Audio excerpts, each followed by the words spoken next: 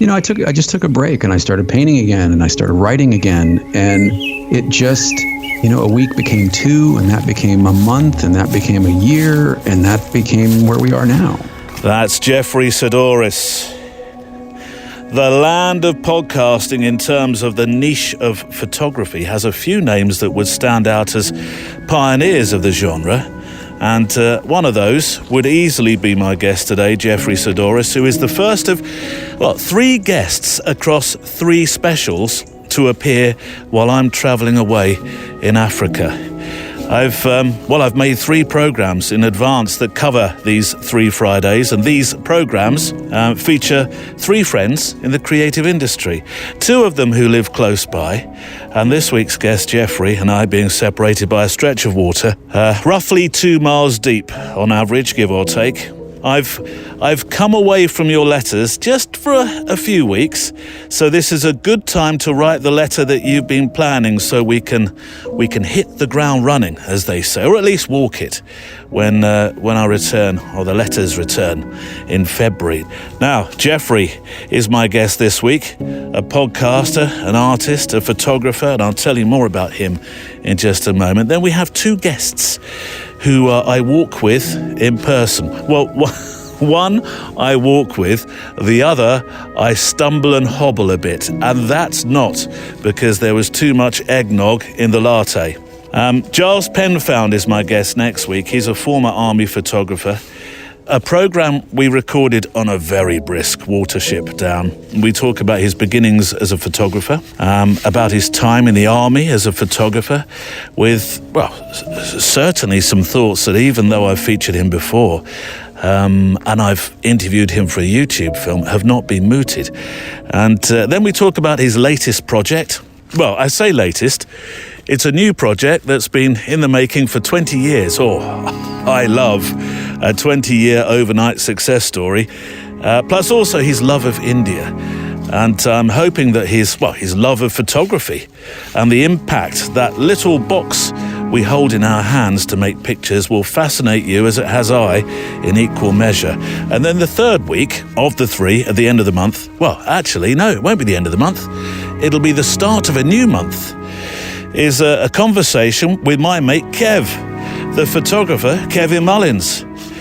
My Mate Kev sounds like a sort of working title film's rom-com, doesn't it? And perhaps it is because, again, I know Kevin really very well. He's without a doubt one of my closest friends from social photography, a world I've frequented for 2 decades. And even though I've presented a podcast with Kevin for, it's coming up on 5 years. Is it 5? Or is it 4? No, I think it's 5. I wanted to peer inside his life on this show here, away from our usual pastures, and talk the stuff of creativity, including his story, his relationship with Fujifilm, his unashamed business approach to creativity, and his recent business decision to move to pastures new in photography. It's very odd when you interview your friends. Because as an interviewer, you do take on a slightly different persona to somebody who's just casually chatting with a mate. And of course, because of what they do, they've appeared before in various guises. But I'm hoping it will yield 3 programs that are, 3 illuminating podcast conversations. Starting with Jeffery Saddoris. Today on the Photowalk. I no longer remember her face without being prompted by a photograph. That's why they're important. I don't need my pictures to be, it's a loaded term now, but I don't need my pictures to be good.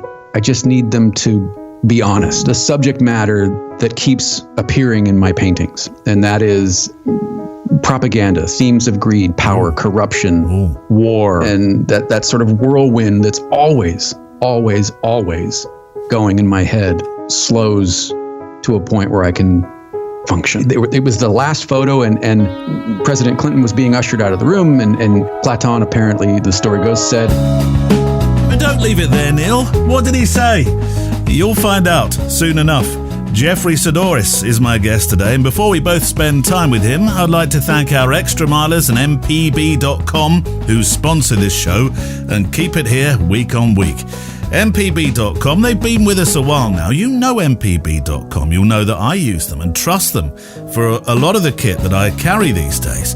They're a website where you can safely buy and sell and trade quality used photo and video gear online. And by doing that, you become a part of the circular economy.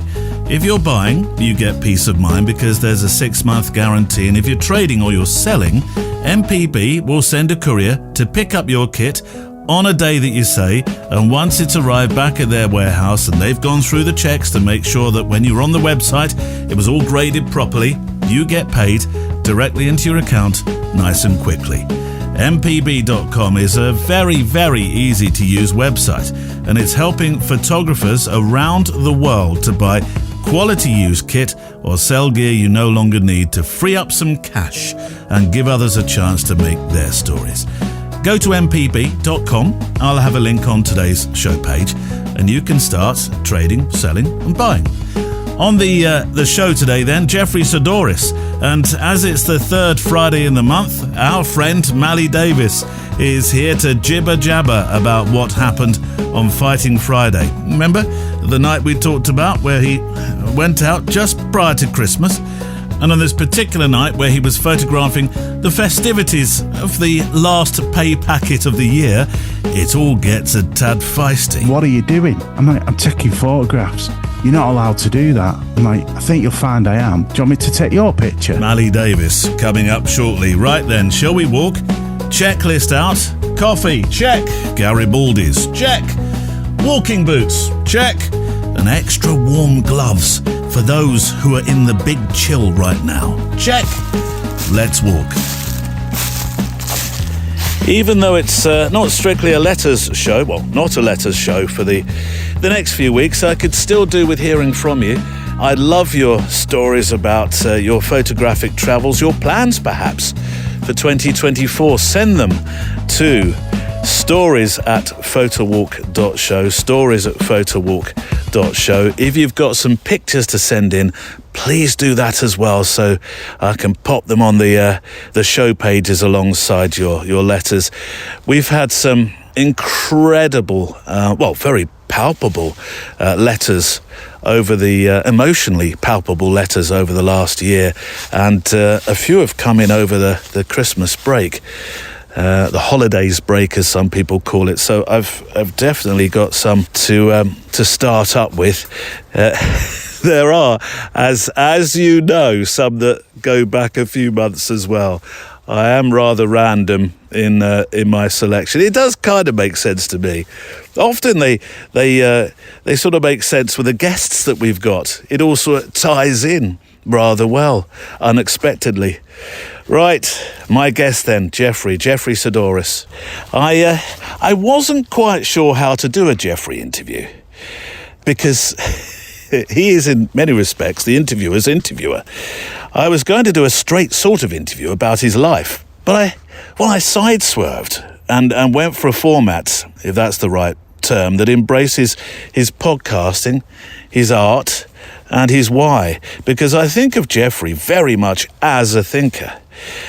That was on full display when he co-hosted with Sean Tucker, the philosophical YouTuber, our friend Sean, the show called Deep Natter. So I've gone for a more fluid kind of conversation, and I sort of needed a vehicle for that, which I'll come to in a moment.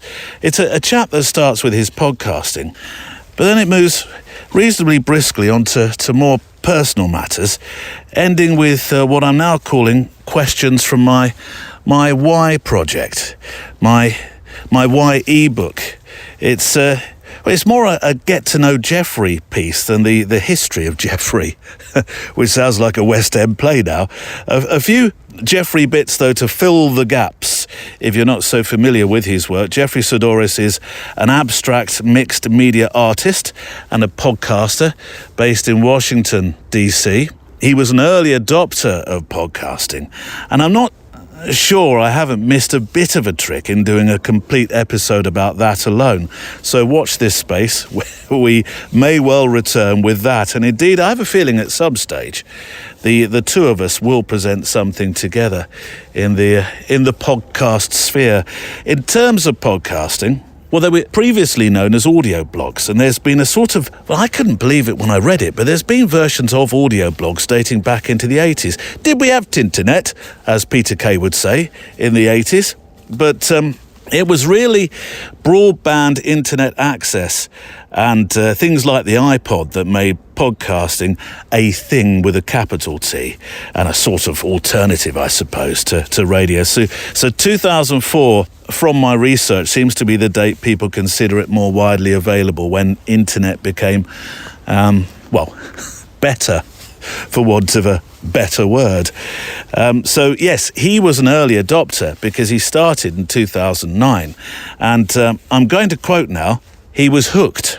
He's been recording deep dive conversations with interesting and creative people about what they do and why they do it ever since. I will link to his ever-evolving podcast project, or projects, because there's multiple titles. As I say, the conversation moves on to borrow some questions from my Why project. So that's my vehicle, really. I thought this will be interesting to see what Jeffrey has to say when it comes to, because in the Why book, my ebook, at the end there's a sort of a workbook, really, in terms of asking you to think about your why and some questions connected with it. And I thought, why don't I pose those to Jeffrey? So that's what I've done. So, today's Friends edition, the first of 3, features Jeffery Saddoris as I kind of interview the interviewer, if you will. Here's Jeffery Saddoris. So, Jeffrey, I don't know whether to refer to you as a photographer or an artist. I know you're an artist, but there's a part of you that is a photographer as well. You're more an artist than a photographer, though, aren't you? Yeah, on the surface, I would imagine. Although I'm probably more known within photography circles because of On Taking Pictures and the book. I'm photography adjacent, right? That said, I really, over the last year or so, I really developed a longing for taking pictures again. I miss it. Do you? And it's what we talked about earlier. It's seeing that viewfinder become your window to the world. I miss that. Well, that's we often talk. Whenever I have a conflict photographer on, inevitably we talk about that viewfinder as being a detachment process as well. Now, I'm not suggesting necessarily that's what you use it for, but once you're, and this is why I can never get the same thrill out of making a picture on the back of an iPhone. Doesn't matter how good an iPhone becomes, or if you put what's the camera that Sean really loves? Mally loves it as well. Oh, come on, help me here. Is it the GFX? Yes, no, not the GFX. The GR. The Ricoh GR. Yeah. So they both love that camera, and it's a good camera. But I can't get into making pictures where I'm not looking through the eyepiece. Same. I feel goofy holding the thing out in front of me. Do you? Yeah. What's photography adjacent, by the way? Is that some sort of social? Well, I'm just, I'm on the outskirts of it. I'm enough of a photographer, and I think I have a degree of knowledge about photographers and photography that has allowed me to hold some really interesting conversations with photographers. Yeah. And the funny part is I think I have enough experience and knowledge and interest in a number of areas that I kind of ended up starting to feel stifled by photography, by only talking to photographers or by predominantly talking to photographers. And it's one of the reasons I took a break from the shows repeatedly, because I kept wanting to sort of reinvent and speak to other people besides photographers, but give that show enough time to almost go fallow in a way and let people kind of forget about it so that I could come back and go, okay, here's me coming back to a conversation show, an interview show, whatever you want to call it, but I'm not going to be limiting myself to only talk with photographers. I still will at some point, but I think for the first several conversations, I want them to be other than photography so that an audience gets an idea that there's something else going on here, that it's not just a relaunch or a reboot of me sitting down with photographers. Not that there's anything wrong with that at all. I just have other interests, and I want to explore those. I wonder though whether the draw of photography will just bring you right back on course. It's entirely possible. And I'm okay with it as long as it happens organically, not sort of strategically. We've spoken to a number of photographers, the same photographers, actually. Joel Meyerowitz, you've spoken to, haven't you? Nope, I have not spoken have you to not? Joel. I thought you had. Nope. Nope. That's Ibari and Nex has spoken to him a few times, but I have not had the pleasure yet. I think he has speed dial with him, actually. I think Joel is renting a room from Ibari and Nex in his back house. Yeah. Who when it comes to photographers, who really holds out as somebody that you keep coming back to when you? I know that I reference Joel quite a lot when I talk about photographers that I've spoken with, along with Joanne MacArthur, who runs We Animals, and she's her work. I mean, it's grim, some of her work, for good reason, because she travels around the world showing what we do to animals, how we use them, how we abuse them. Who in your... I mean, you've spoken to more photographers than me, and I like to think I've spoken to quite a few. You must have some where you think... This is a bit like saying, what's your favourite colour? I know. Top of the list is probably going to be, and has been for many years, is Gregory Crewdson. Right. Why? I love the worlds he creates. They are disturbing, they are off-putting, but they are also, to me, extraordinarily familiar. Describe his work for somebody who's never met it before. I'm not that familiar. It's very cinematic. Was it Rick Moody, I think, described it, or maybe it wasn't Rick, but they're cinematic in the sense that they look like they are stills from a film that has yet to be made. Oh. and he creates them in the same way that a film director would shoot a film. He's got a crew of, I don't know how many people, 20 people, 30 people, and they build sets or they augment existing locations. He films a lot in a town called Pittsfield in Massachusetts. And there is an atmosphere that his work creates. And I've been lucky enough to speak to him a couple times. And I think at one point I said to him, you create worlds that I want to step into. Oh, I like that. And hang on, I'm just borrowing that. You create worlds. The A to Z of interviewing now. I'm just going to keep asking you questions on how you do your research. and it's really true. I mean, they are absolutely filled with meaning and inference. He won't tell you any of the meaning and inference because that to him, that's up to the viewer. What does this mean to you? And I think part of that is, and he tells this story, he's told it many times, of listening to his father's sessions. His father was a psychoanalyst, right? And his office was in their basement, and Gregory would listen to some of those sessions. And I think there is so much that he is working through photography. And there's a similarity in the human experience. So we are working through, either consciously or subconsciously, working through some of those same things. And he wants us to find our own meaning in his work. In the same way that a lot of songwriters won't tell you what a song means. What does it mean to you? They know what it means, but it's more important that you find meaning in it for you. And I think that's one of the things that I really love about his work. It is so ambiguous on some level, but then it's so on point on other levels. And it just, I've always loved his work. I will welcome any chance to talk to him because I think he is incredibly interesting and he's incredibly insightful about his own work and about art in general. So yeah, I think he's probably still and for the foreseeable future will be at the top for me. It's interesting, that link, working, what you suggested there is working through stuff.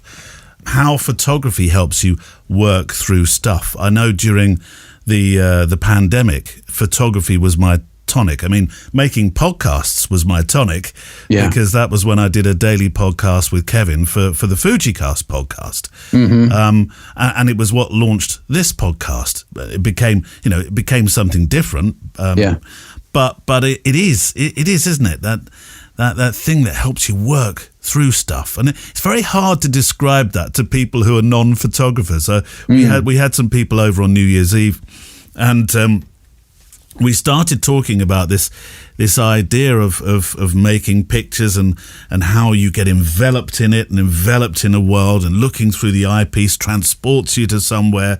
And I tried to explain to him the way that I feel when I'm shooting weddings, which is, my heart rate slows right down. It's almost like the world's going, I mean this as well, like the world's going a bit slower. It's almost, you've just slightly taken the notch off the speed of life, and that's what photography does to me. And he looked at me in such a blank way, as if to say, at what time this afternoon did you start drinking?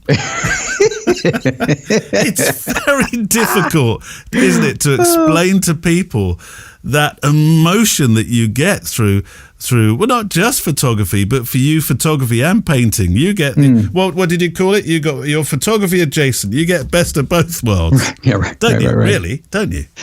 I do, and I think it's not unlike anyone who is trying to create something from nothing or trying to modify something into something else.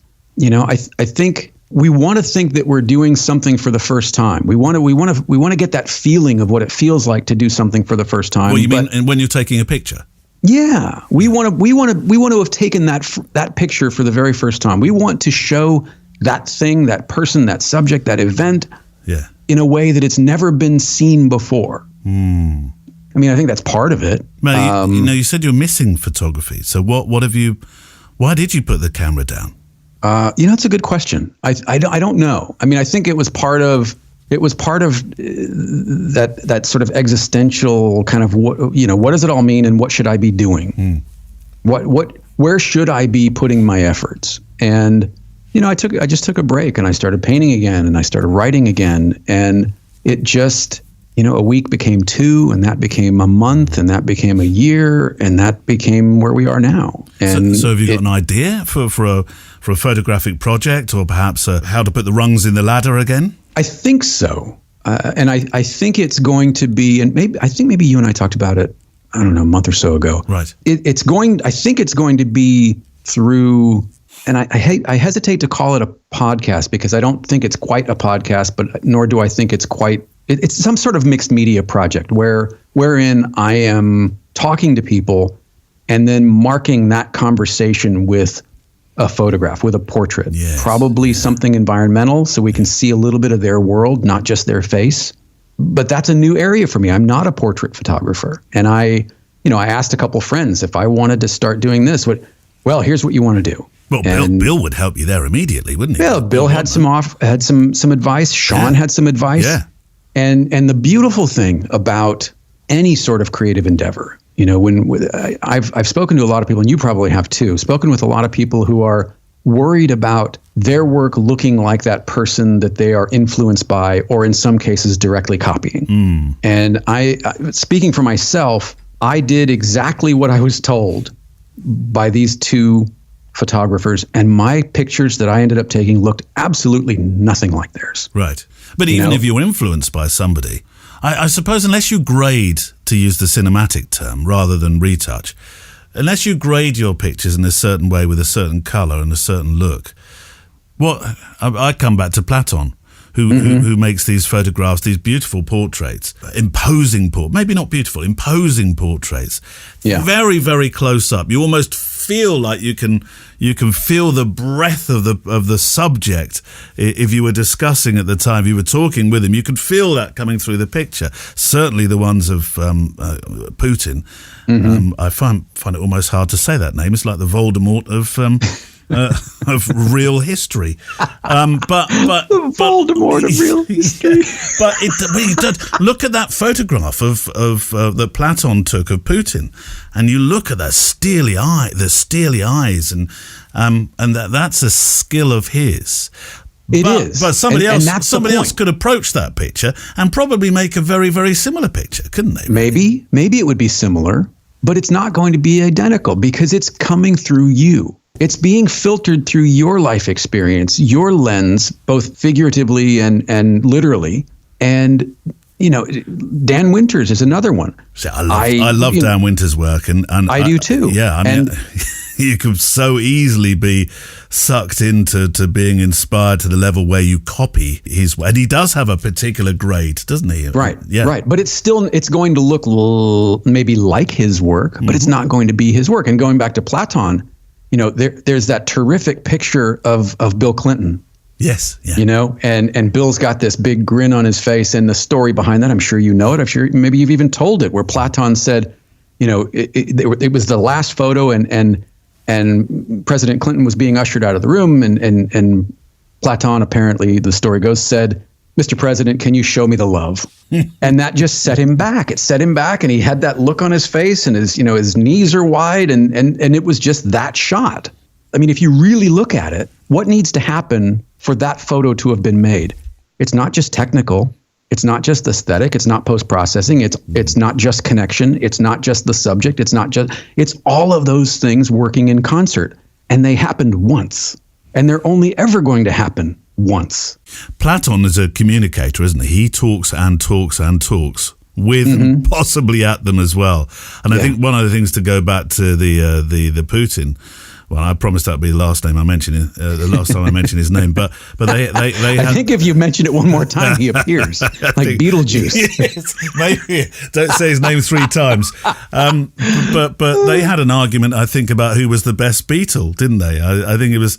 They had a disagreement over whether it was actually Paul or whether. I think that was what was going on. It's communication. Well, and I suppose the antithesis of that, if that's the correct word, is somebody like Joseph Karsh, who was not a communicator, that worked in I believe he worked not in silence necessarily, but he certainly didn't believe in warming up the room with scintillating conversation.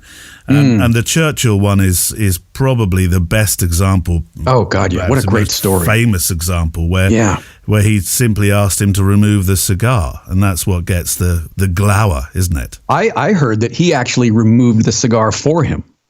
Oh yes, no, you're right. Yes, is it? Have you heard that version? I've got it wrong. Yeah. You're right. Yeah. You're right. Yeah, he actually went up and let me just take that for a minute, and that's what the reaction is what you see on Churchill's face. Yeah, what a great and again, try as you might to take a photograph in the style of Karsh of an imposing world leader, it's not going to happen because that series of events lined up perfectly once.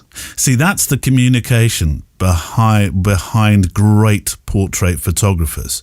Some of it unspoken, and Karsh perhaps unspoken, but just as effective as Platon that we were talking about a moment ago there. But I would imagine you'd be very suited to that. We'll see. I don't know.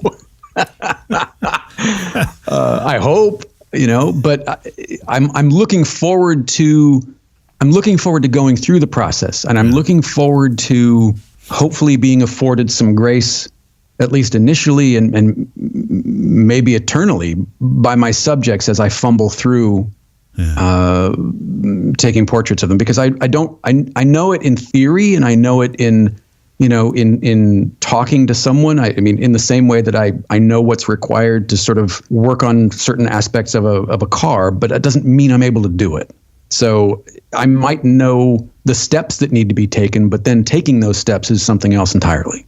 So I don't want to, obviously, you might say now pass, but in terms of the project itself, I think you'll be interviewing them in sound as well, and the final thing is the picture, isn't it? The final thing is the picture, right? In the picture and the sound, and the deliverable is what I'm trying to work on. What does that look like now? Yeah. Because I know what I would like the components of this project to be, but in terms of how that gets delivered to a listener / viewer, audience member, right? Yeah. I don't quite know what that looks like yet, and I'm leaning towards a couple different things. It might end up being a zine with a photograph or two, and some of it transcribed, and then there's maybe a QR code for the full conversation. It might. I don't know yet. I don't know what the deliverable is, and I'm hoping that will. I'm not holding on too tightly to that. I'm hoping that will present itself as I start just doing the work. Oh, rats. This sounds. I can't do this now because I had this great idea for. I might as well just throw my. Show you my hand now. That I had this idea for a program called a podcast called The Portrait. That was roughly what I'd planned to do with it. I didn't make this up. You can do it. Do it. It's gonna be your thing. That's fine. There's room. My mother used to say, "There's room for everyone." That's true. And Jeffrey returns shortly for part 2 of our chat. So if you're listening to this on the day of release, I shall be on the first part of my adventure, or our adventure, to the Gambia. It's the African Photo Retreat 2024. Later on in the year, we have another retreat, which I'd like to talk to you a bit about as well. We have a second week now in Scotland.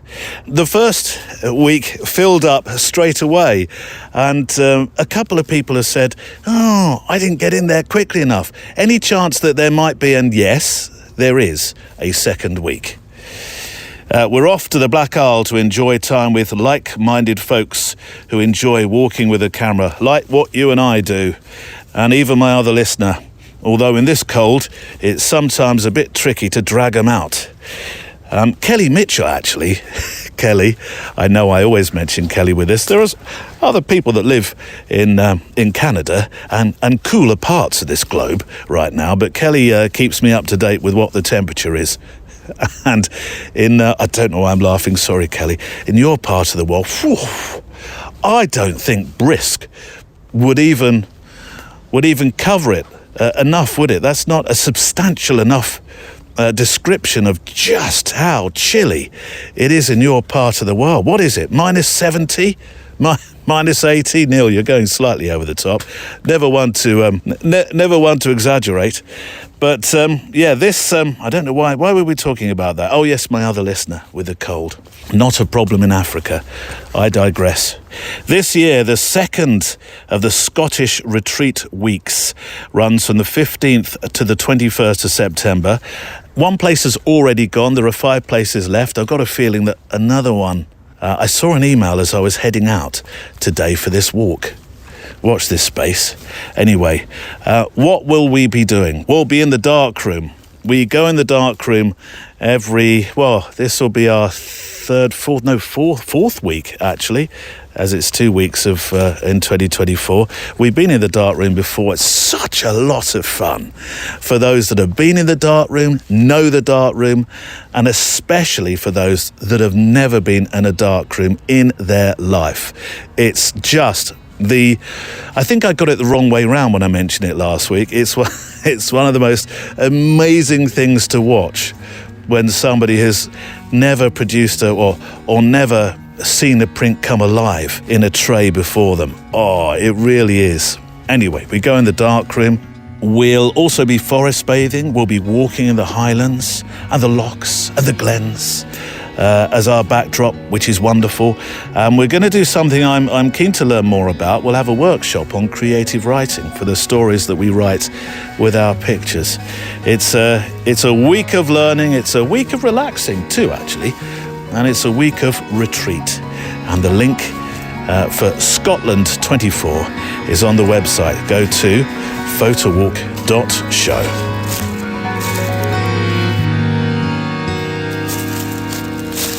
Right, the assignment this month is resilience. They are one-worders this year, one-worders. So they'll always be they'll be set by guests, but the guest will be setting from one word the assignments, the photo challenges.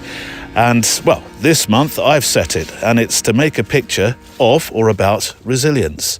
If you go to photowalk.show, there's the assignments tab up the top, and everything is explained with the email address, etc., that you need to send your pictures and your words, because often having words alongside your pictures works well to explain your thought process.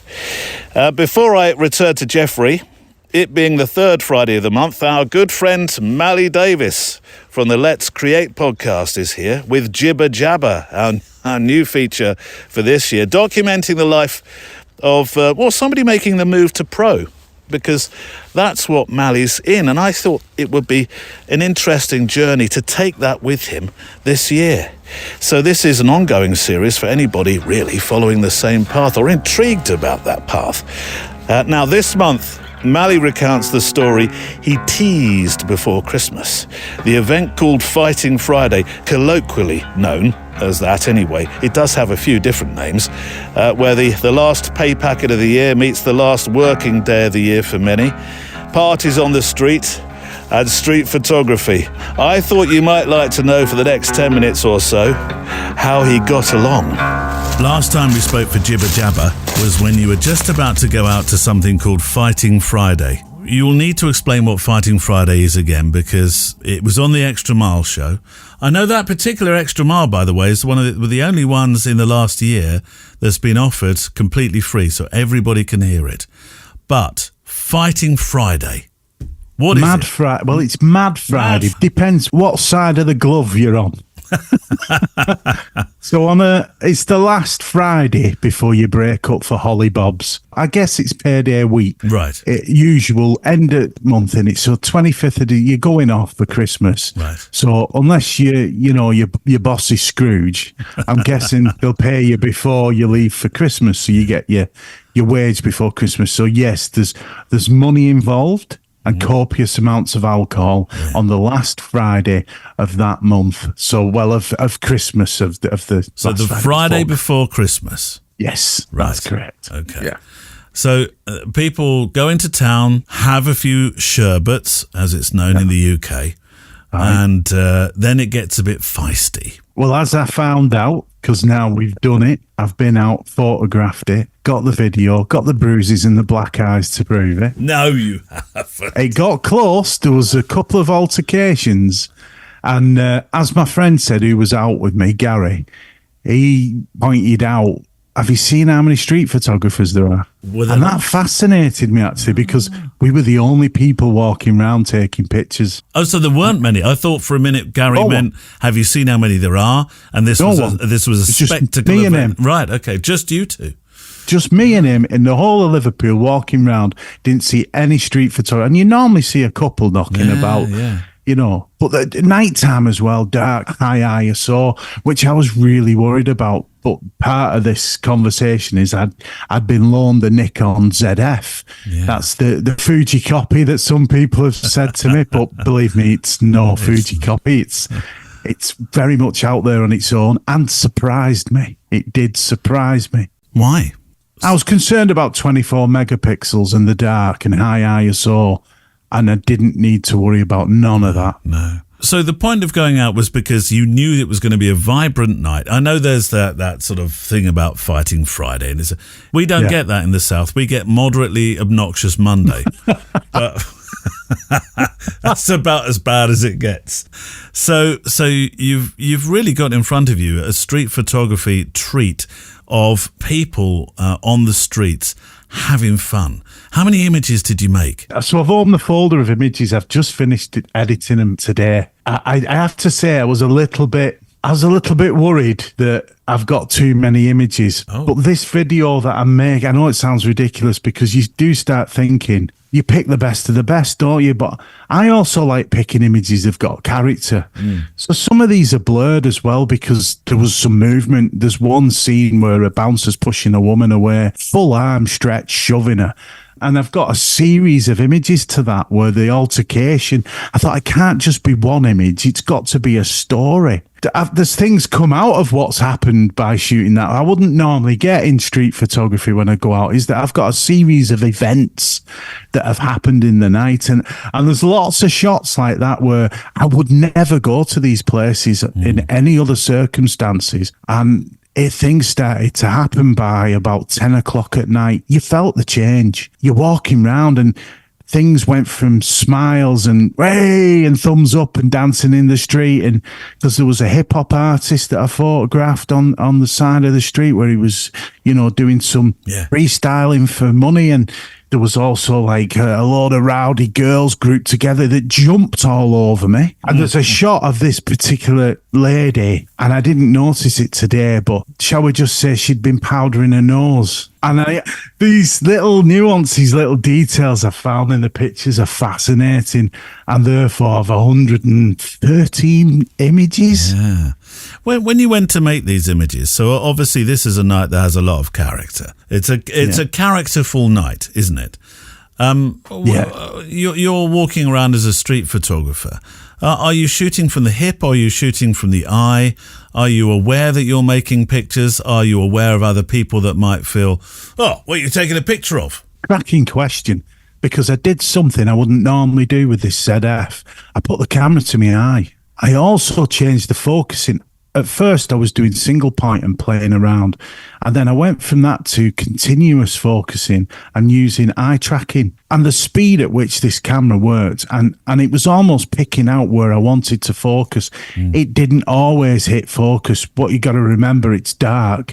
People are walking towards you. Yeah. And I think, correct me if I'm wrong, but I think that's quite a hard thing to do, is focus darkness and people moving towards you in the frame. And I also was shooting at f2.8, and on the 50mm, I was shooting at f1.8. And again, people will say, why are you shooting wide open? In some parts of where we was, it was pitch black with just neon lights. You needed to, so, yeah, I had to. I felt that if I stopped down, if I changed anything from the settings that I was at, the speed of the shutter was just too slow, and I knew I wouldn't get the results, the desired results. I think the lowest speed I shot at was 1/250th of a second, and auto ISO as well, which concerned me. Using auto ISO and shooting sometimes at 6400, and it did not matter a jot. There's a particular photographer.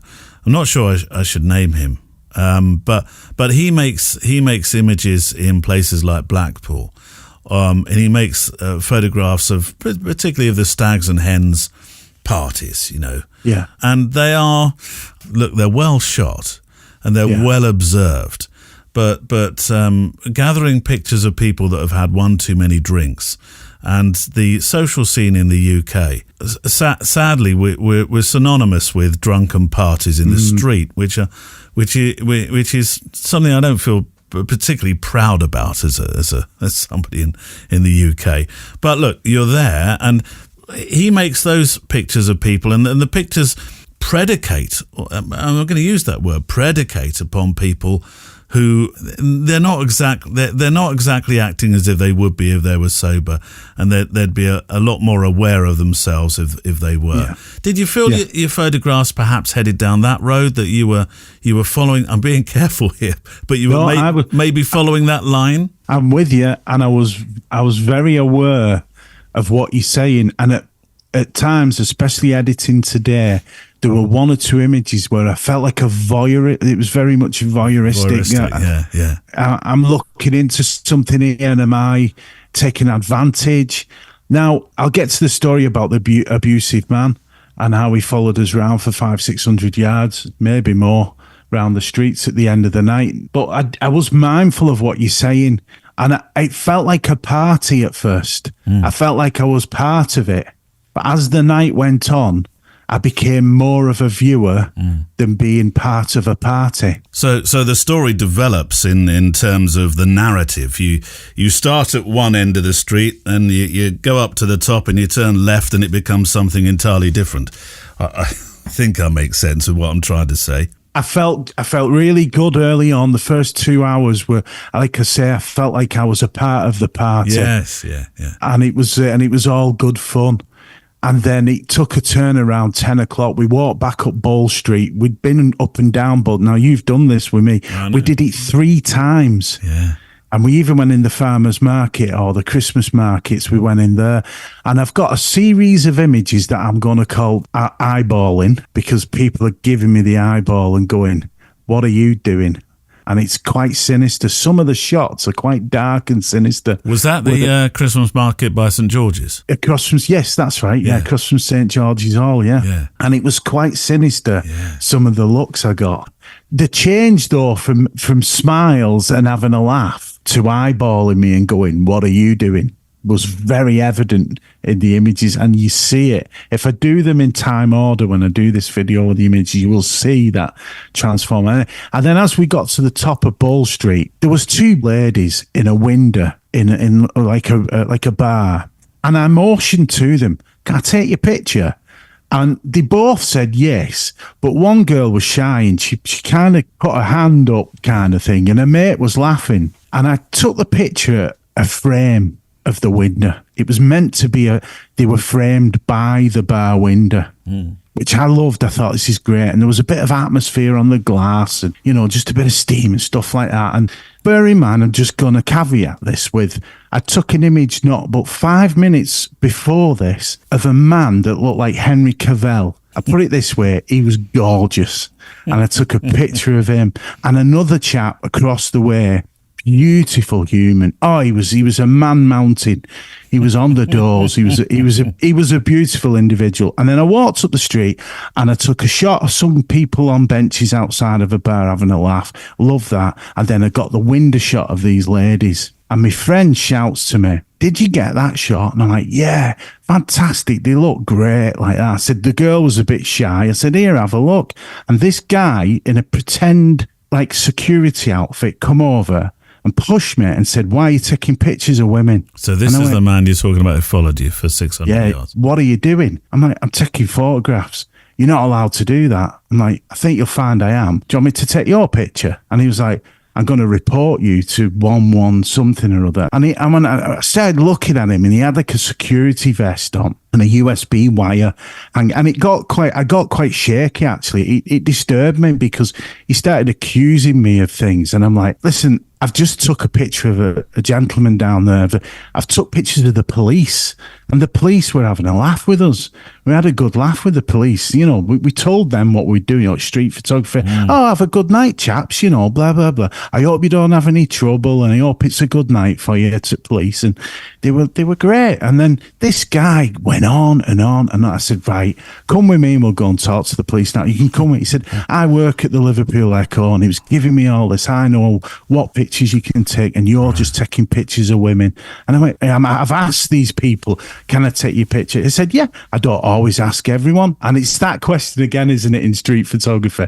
Is do you ask, do you not? But there's some images you don't want to ask. You want to convey the moment. You want to grab the moment. So I think I growled a bit and he got the message. But that ruined the night for me. Did it? And did you then leave shortly after? But this is a wonderful Christmas moment. I could cry telling you this.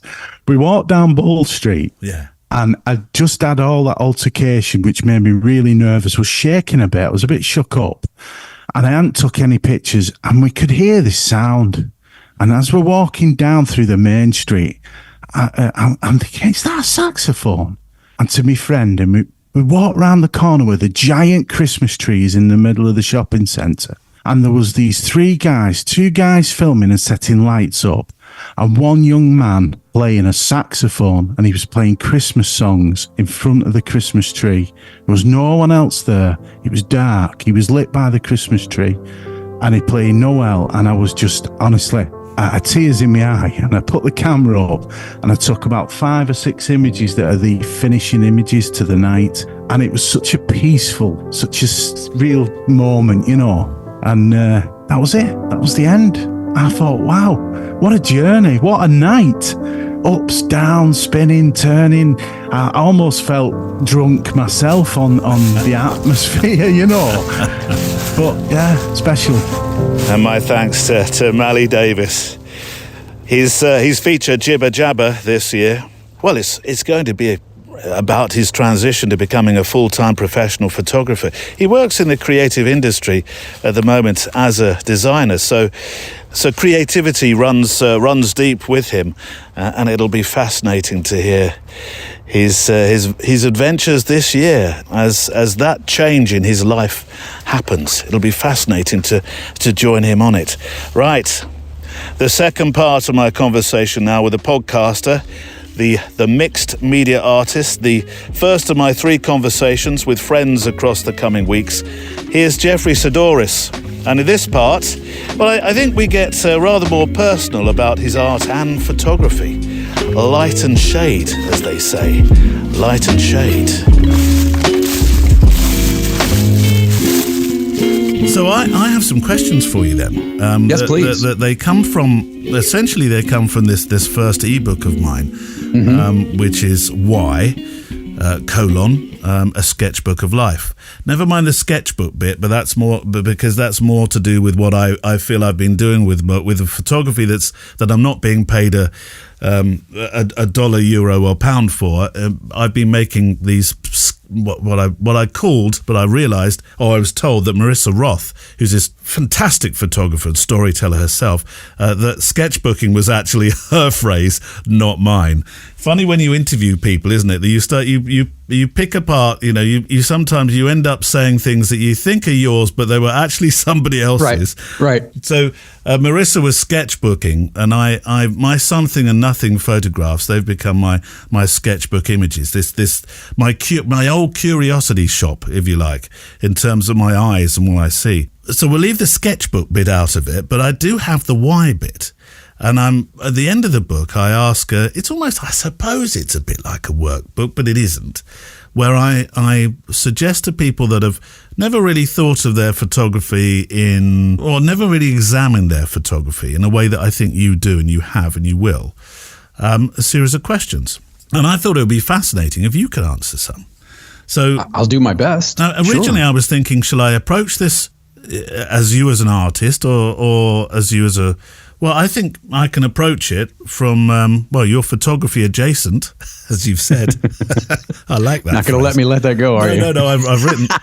Look, I've written it down here and underlined it. That's right. See all of my new work at photographyadjacent.com. Yes, that's it.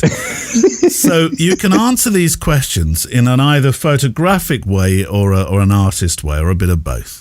Okay. So why do you make pictures? What is the reason for you making pictures to start with? Now, this is a big why to start with, isn't it? Why do I make pictures? Yeah. A couple of reasons. I think photographically, my pictures up to this point have been an effort to show that I was.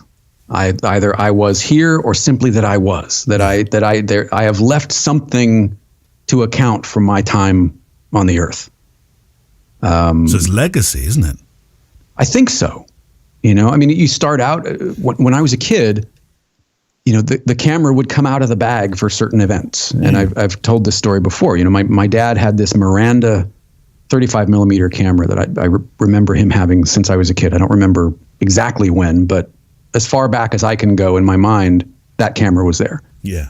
This was, a roll of film would last you 6 months, a year, because you'd bring it out and you'd take a few pictures of the birthday or the whatever thing that you were documenting. Yeah. It wasn't for art's sake then, right? It was just simply, let's have a record of this.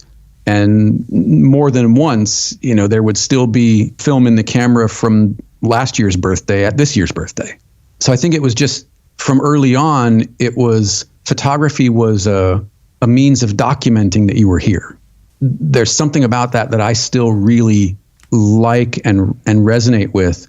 I don't need my pictures to be, man, it's a loaded term now, but I don't need my pictures to be good, right? I just need them to be honest and show either me where I was or if I'm not in the frame, show where I was or what I was doing. That's important to me for some reason. And I don't know why. Maybe it's through happenstance. Maybe it's through how the camera was used as a child.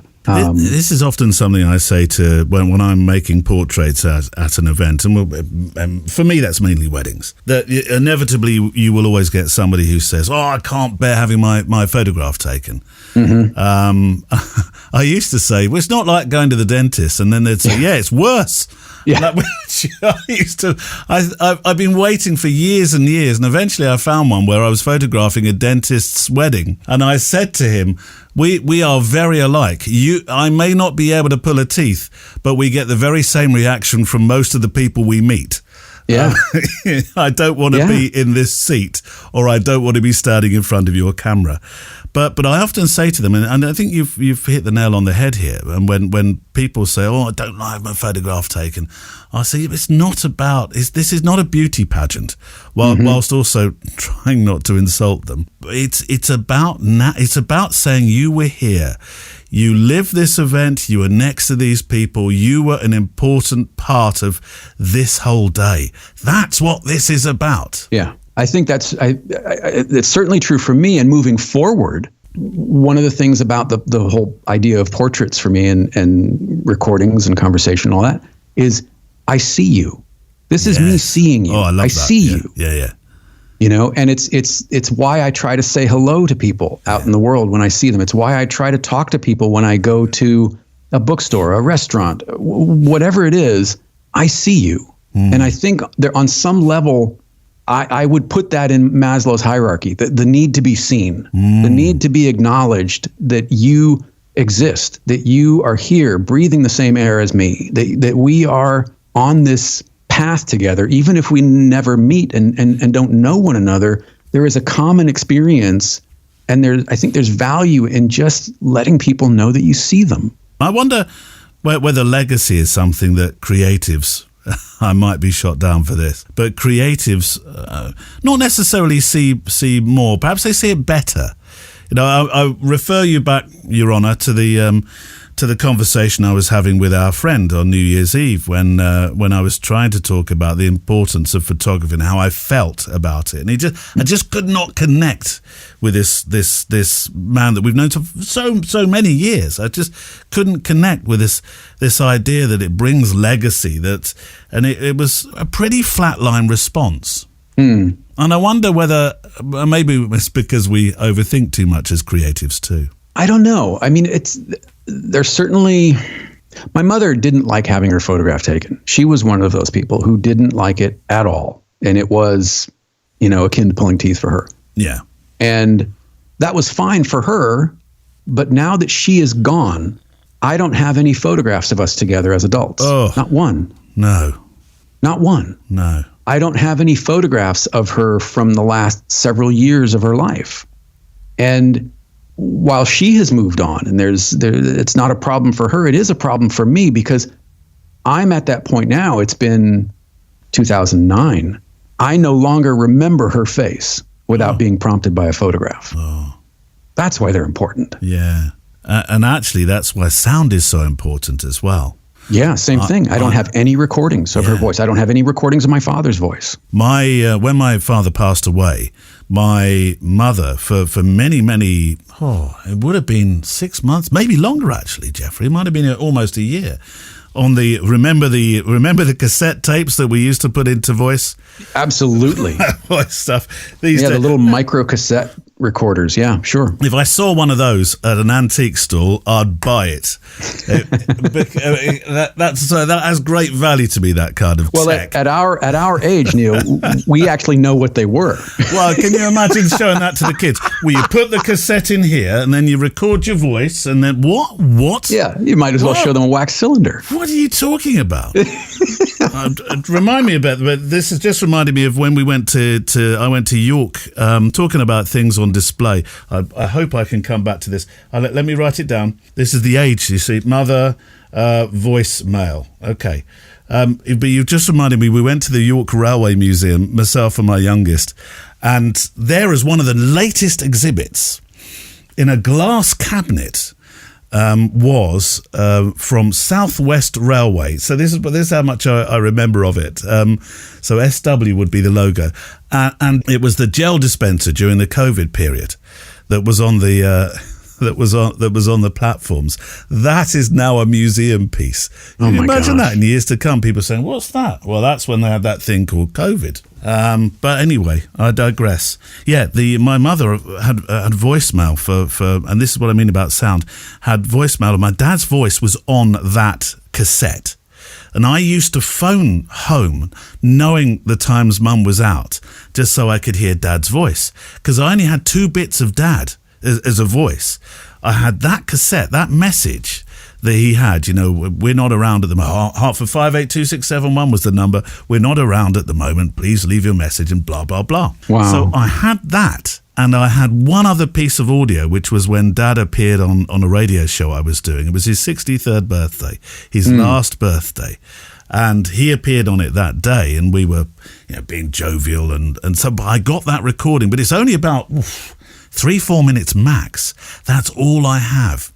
Mum recorded over the cassette with a new voice. Oh, no. And I said, what? Oh, when no, she'd done it, I said, no. You've done what? Oh, wow. Cassettes are so cheap. Why didn't you buy another one and just record your voice on that? Well, I didn't think we'd need it anymore. What? Wow. The echoes, and I often say you've reminded me because you were talking about needing to look at a picture of a loved one. It's the same, I think, for me with sound. I often say to people, look, you'll never really totally forget what somebody looks like because you'll always have a photograph of them somewhere. Right.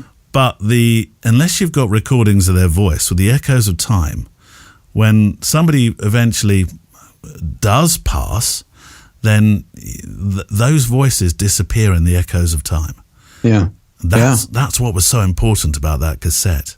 And if you are of that ilk, that sound is one of your, not necessarily triggers, but if sound and audio is something that you connect with, and connect with very deeply, as obviously you do, and I think I do, those things are instantly able to transport us back to that person's presence. I hear I had a really weird, I don't know where, but I had so many other questions. I'm going to ask you these questions if you have time. Okay, yeah, sure. Yeah, go ahead. Sorry. But is this sort of... This is what happens. This is why if we do a show, it's going to be 4.5 hours long. It won't be deep natter. It'll be loose meander. But I'm here for it. I remember... this is Andreas is Fujifilm's head of marketing. Is it head of marketing? I've got that right, in the UK. Okay. Very far up the echelons of Fujifilm. Yeah. I remember a few years back we were organising some sort of event, and I agreed to meet him in this bar in central London, just a meeting place.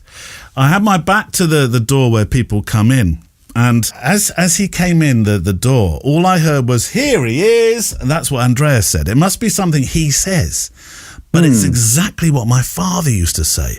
And really? Just for one moment, Andreas doesn't sound like my dad, but it was the way it was said, and perhaps the intonation. I thought, "Jeez." And I looked round, and of course it was Andreas. Wow. So that's why tonality, tone rather, intonation, all those sort of things, and sound. That's why they're so precious.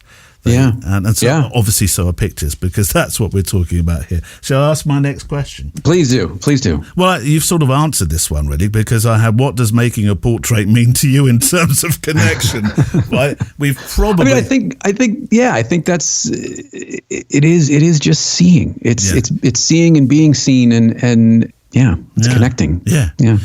Does one or more life events influence the way you see, photograph, or experience the world? You can also have paint the world in that one. Is there a life event? I've shared a few of mine now. I think there is. I think one aspect of it is the subject matter that keeps appearing in my paintings, and that is propaganda, themes of greed, power, corruption, war. There's a running theme: nationalism, patriotism, the struggles that often come with those things, either to get into them, to get out of them, to stay away from them. And I think that was born out of growing up during the Cold War, where nuclear annihilation was a very real possibility. Were you? It's interesting. I had a conversation with Mally Davies, known on this show very well indeed. Yeah. And he said he grew up under that shadow. And it was a very scary prospect for him. Now, we're roughly the same age. You're obviously younger and better looking than me. Thank you. I'm not, but thank you. But I think my parents came from the sort of generation where they shielded me. In some respects, because those awful adverts were on the television. We had them in this country anyway. Where had this kind of it showed what they thought Fallout would look like, which were lots of hundreds and thousands. It was kind of like a sweet that we have in this country, just little bits flying through the air, making this sort of noise. It was horrible. It was very high pitched noise. But the infomercials, as they were. The British ones, at least, were very, very formal and very pathé news almost. The time has now come to make everything ready for you and your family in case an air attack happens. Whatever room you choose, remember that the further you can get away from radioactive dust in or around your home, the safer you will be. So that was our one, as opposed to your one, which I suppose lent more on entertainment almost. Duck and cover. Be sure and remember what Bert the Turtle just did, friends, because every one of us must remember to do the same thing. That's what this film is all about. Duck and cover. Paul and Patty know this. No matter where they go or what they do, they always try to remember what to do if the atom bomb explodes right then. It's a bomb. Duck and cover. Duck and cover. And those adverts were on, I think, reasonably regularly. And the whole point was, look, if it should happen, grab yourself a mattress and throw it against the door sort of thing. And then sandwich yourself between the door and the mattress or some sort of weird thing that would never save you. But, and I think Mally went through that process. It sounds like you went through it. We did it in school.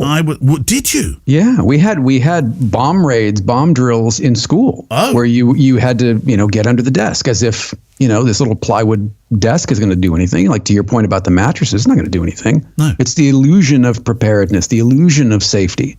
But the threat was real. And it's something that, you would see on the news. You would see footage of ICBMs, had movies coming out that were talking about it. You had, this was when War Games came out. This was when, you saw the potential for what could happen with, obviously very simplified in the press of a button. It takes a little more than that, but the idea that it could all be over in then 14 minutes from launch to detonation. So I was definitely shielded in that respect then, because we certainly didn't have that going on at school. It's incredible what our parents lived through. I mean, we went to the Imperial War Museum last week, or when this goes on air, maybe a couple of weeks ago. By the by, we went to the Imperial War Museum, which is a fascinating place. And we went there because our eldest is doing some work about the Great War at the moment. Mm-hmm. And he saw it. There was a sort of mock-up of a house, and a World War II house. And Jack said, "What's that?" I said, "That's an Anderson shelter." Have you ever heard of an Anderson shelter? Mm-mm. So it's essentially corrugated steel in a sort of dome kind of way, and then on the top you throw all this earth, and that would protect you effectively from the blitz. Oh yeah. So, I'm looking at one now. Yeah, I do know what that is. And no, my grandmother wouldn't send. Now, a lot of the children that lived in London, my father would have been one of those children. They were evacuated essentially to the West Country and sort of away from the city. But my grandma couldn't bear to be parted from Dad, and somehow he stayed in London. A lot of kids had gone round his way, but he stayed in London during the Blitz. And my father, we're talking about, you've reminded me of things being shored up, like hiding under a table. My grandparents would sleep under the oak table in the parlour. There's a nice old-fashioned word. Right. And my father would slept, because my grandfather had a protected job or whatever it was called. He'd managed to get 2 proper old, sturdy railway sleepers and put them under the stairs to sort of shore up this small room under the stairs. My father slept during the Blitz in World War II under the stairs, supported by these railway sleepers in a kind of Harry Potter-esque way, really. Right. Wow. Quite incredible. Going back to you though, that's why your paintings have this feeling of. I think it's definitely one of the reasons. Yeah. And dark, we keep dark side. They are dark. Yeah. They are dark. In fact, one of the last narrative pieces that I did, I sent a photo of it to my stepmother, and she just texted back, "Wow, honey, that's dark." I didn't really, I guess I didn't see it as such, but then I showed it to Sean, and he said, "Yeah, that's you. This is the closest thing to a self-portrait I've seen you do." Yeah. It affected me in a strange way because I didn't see it that way, and I don't see me necessarily in the work. I see how I see the world in the work.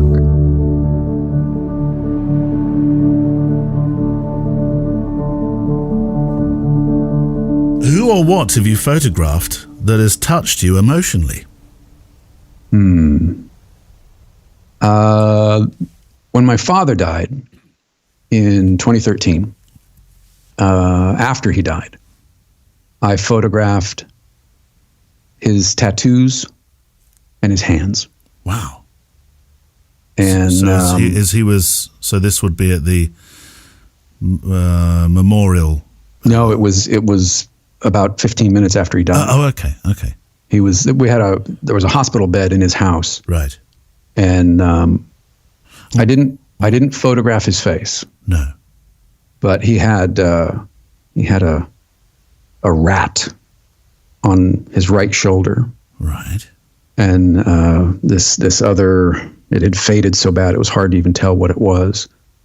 And I photographed those, and then I photographed his hands. What moved you to photograph that in particular? I remembered them as a kid. I remember really liking them because they were cartoon characters kinds of things, these little pictures on him. And his hands, I think his hands were representative of the kind of life that he lived. Ah. My father was a railroad worker from a family of railroad workers. Yeah, I know you've talked of him before. And you can see that in his calloused, rough, dry hands. Yeah. And my hands look nothing like them. And I think that was, I tried to honor what his life, the best parts of his life were about. Have you made art from those photographs? No. Or is that art enough? Probably. I think that's enough. Yeah. And they're in monochrome. They're just, that's. When did you last see those photos? Oh, it's been a long time. Yeah. It's been a long time since I've looked at them. Yeah. Oh, that is an emotional photograph. Yeah. This is an interesting one because this is across your art. This is across your photography. This actually could be across your love, as I know you have, for sound as well. And I know it might sound strange when I say, what is stillness and how does that affect your creativity? You can have stillness in sound. I think you've just demonstrated that a moment ago. I have a terrible tendency.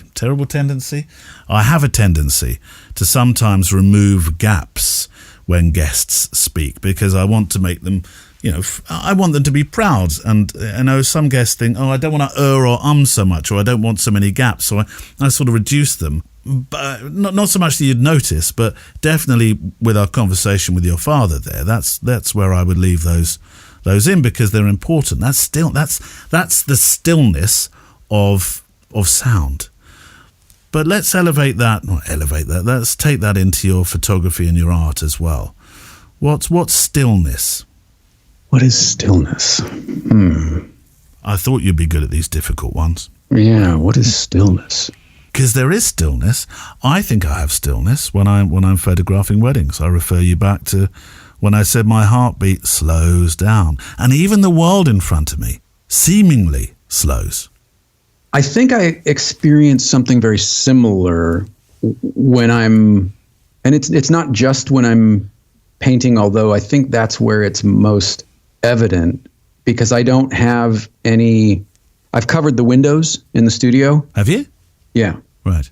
So I lose that sense of time passing, and when I'm in motion with a brush in my hand or with a palette knife in my hand or whatever it is, that's really the only time that the world kind of slows down, and that my head slows down, and that the sort of din of ideas and anxieties and worry and concern and that sort of whirlwind that's always going in my head slows to a point where I can function. Do you get grumpy if somebody interrupts you? Yes. Yes. In fact, there's kind of a standing rule that, unless if the door is closed, unless it's an emergency, right, don't disturb me. Because I hold that time as precious to you, isn't it? It is precious. It is so valuable. Yeah. Adrian will tell you, if I come upstairs covered in paint, she knows it's been a good day. Yeah. And I am noticeably calmer, happier, more at ease when my hands have been in motion than when I'm not. I wonder what you would have said to our guest on New Year's Eve, if trying to explain the beauty of creativity. I wonder how. I mean, I tried. I said, look through an eyepiece, and I sort of clumsily fumbled in the dark to try and explain to him why it's important to me. I wonder what you'd have said to him. I don't know. I think most, maybe even everyone, is creative in one way or another. We tend to be a bit myopic and assume that audiovisual creativity is somehow elevated, and nobody else is a lovey. Only we're allowed to be that. Yeah, and You're right. Yeah, I thought that for a long time. I think I've fallen into that trap, haven't I? In this conversation, I really have. In especially as a younger man, I definitely bought into that, but it's not reductive. I mean, I guess it is reductive. It doesn't speak to the fullness of the human experience, and what, just because something is outside of the realm of what I would understand or had come to understand as creative doesn't mean that it's not. And I listen, when I listen to jazz, there's some jazz that I understand and I really like it, but when Miles or Coltrane goes off on a solo and they're out of time and they're just they're in their head somewhere, yeah, they lose me, because I don't have the ability to understand what they're doing. I could say the same for a chef. I don't have the palate. I don't have the refinement of taste to understand what a super high-end Michelin-starred chef that's making foam and confit I don't have the ability to understand that. I don't have the tools necessary to receive what you're doing. But for me to say that that's not creative just because I don't understand it is wrong. Yeah. We have a program over here. It's I don't know whether I've spoken to you about this before. We've had many conversations about radio. Have I ever told you about Desert Island Discs? Yes. Have you ever heard Desert Island Discs? I have not heard it. I've heard of it through you. It's been going since 1950-something, I think. Probably got my dates wrong. It's been going for a long time. And in it, guests come onto the program and they talk about their life story. And not all the time do the music refer to the story, but sometimes it does. Often it does. And right at the end, they give a choice. You're allowed to take one book onto the island. I wonder which. I probably shouldn't rip off their program. I can almost. I've been at the wrong end of the BBC's as lawyers once already, and that's when I worked for them. So wait, they sued you while you were working for them? No, not quite. But I got in serious trouble for something I did. That will have to be a conversation we have away from the microphone, I fear. Oh my God! Yeah, there's something you can't hold that in. I know. I can feel now my other listener going, "What? You can't not tell us that now, surely." I will definitely tell you. I'll tell you, no problem at all. Where were we? Oh yeah, but so I'll be. You were being sued by the BBC. That's where we were. Well, I'll tread. Well, they weren't suing me, though. They were doing something almost as bad. I'll tread cautiously. I do love the Beeb. I love Auntie, as we know her affectionately in this country. But they at the end of the program, they give you an opportunity to keep your favourite record, and the other one that they say you can take a book. I am inclined to ask, it's not the question I had in mind, but I wonder what book you would take if you were a big fan of Desert Island Discs and thought, what book would I take to a desert island if I knew I was going to spend the rest of my days there? What would please me? You are a reader, I know you are. I am, but yeah. I couldn't possibly imagine. Well, you'd have to choose one. I mean, one book. Yeah, one book. I mean, I've often wondered what that book would be for me. That's a really difficult one. I would have to take a tome of something, I think. Yeah, what would I'm just looking at my bookshelves. I don't know. Would it be see, this is the thing. Would it be a visual book? Well, I suppose there's no rules, are there, really? Whatever takes your fancy. I did think, should I take such a massive book that I could perhaps hide underneath it in a storm? The big, one of the big Taschen books, like yes, the big Annie Leibovitz one that comes with its own tripod. Something I could sleep under. Or it has so many pages that you could burn them for wood, for warmth. Yes, that's it. That's a really tough question. What book? Well, there's one to sleep on. Yeah, I'll have to come back to you on that because I can't possibly. I don't know. I mean, so the slight alteration in the last question that I was going to make for you would be if I was presenting, and that would be if all the dream jobs in the world on radio, that is my dream job. And so many guests have appeared on it, and they've at the end they've been thanked, and they've said, "Don't thank me. This is a massive tick off my life list." Yeah. But it would be if you were on that desert island. Then forget about the books and all the other stuff that I could be litigated for. Right. If you had to choose between taking all your paints and taking a camera. Putting aside all the difficult bit of how you'd process it and make it come alive, etc. Let's just assume. Is there a battery charger somewhere on this island with me? Yeah, let's just assume that can all happen. What would you choose? I don't know. I mean, I think maybe the camera. Oh. Yeah. I think maybe the camera. Why? I think I would get stuck on wanting to be able to capture the accuracy of time passing. Not just the impression of time passing.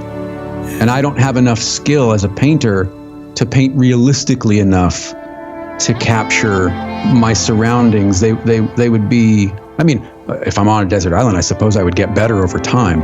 I think it's just a matter of flexing that muscle again. I used to be a really terrific illustrator, but like so many other skills that sort of atrophy over time, I'm no longer that person. I can doodle and I can sketch and I can, but my skills are nowhere near what they were. So I think if I could get better, then maybe I would take a pencil and paper, not paint, not color. Just there's a purity to pencil and paper that was my chosen medium when I was illustrating. You're changing your mind then. This is the pencil and paper going. Yeah, maybe pencil and paper. Yeah. Because then I could write. Oh yes. I could sketch or I could write. That's what I would do. I would take a pencil and paper. And my sincere thanks this week to Jeffery Saddoris for being my guest on the Photowalk show. Next week, two visits to friends who live a little bit closer to me. In a couple of weeks, Kevin Mullins, who made some, I think, very large life decisions, in 2023, and we talk about those. And then next week, my friend Giles Penfound, whom I've known for a long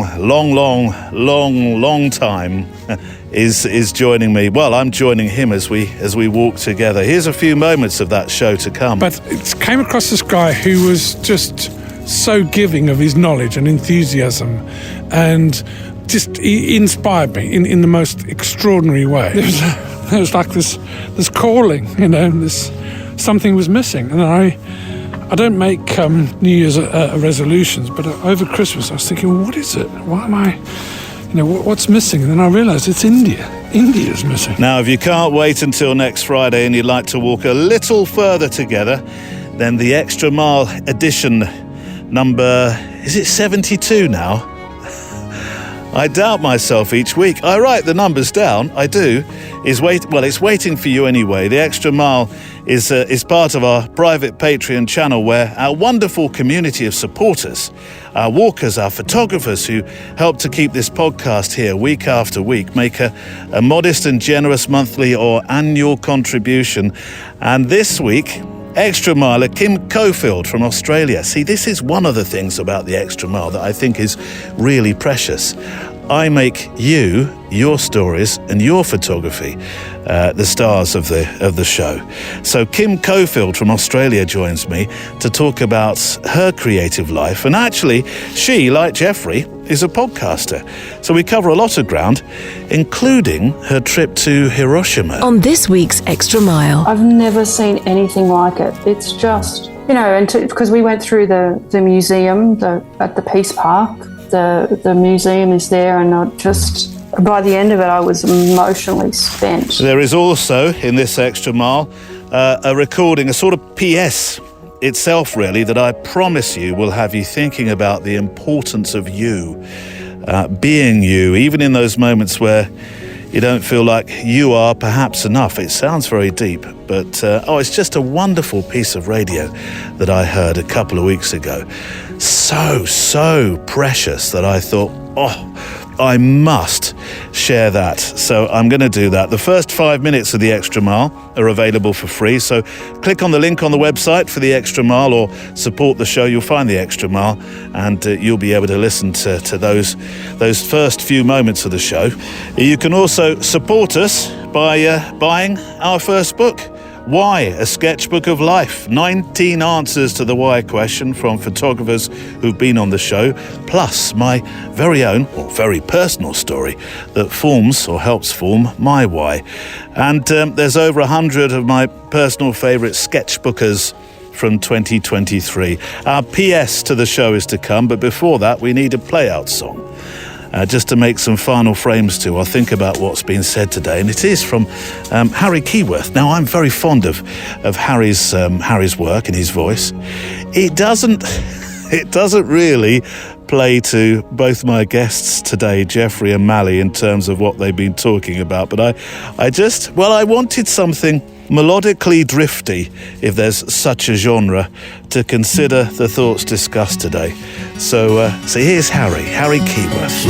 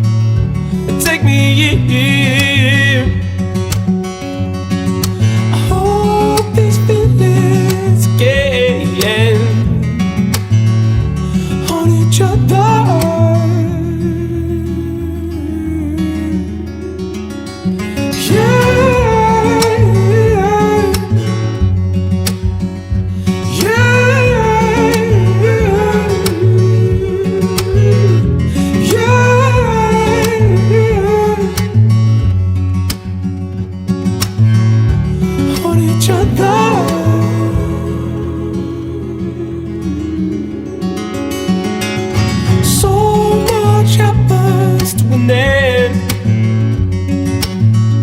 and no escaping. You won't quite see this way for another.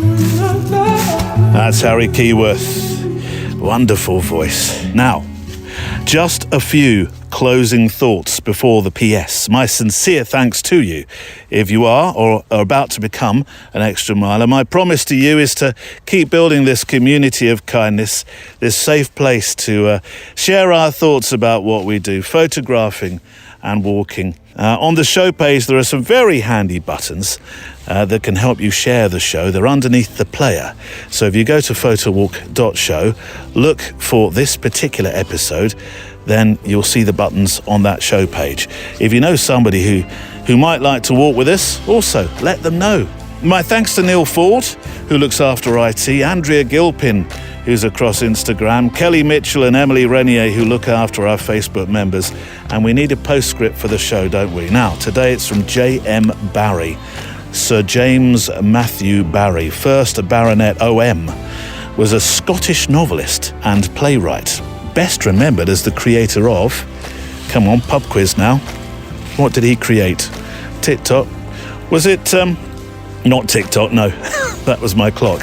Peter Pan? Yes, it was. I knew you knew. And I've chosen this because I particularly remember the part in my conversation with Jeffrey today where he talks of, well, emerging from his artistic creative den, covered in paint splatters. The overalls being a testament to the day he's had in creative ecstasy. Steady on, Neil. Well, you know what I mean. So this is the quote from J.M. Barry as our PS this week. Not in doing what you like, but in liking what you do is the secret of happiness. The Photowalk is a Loading Zone production.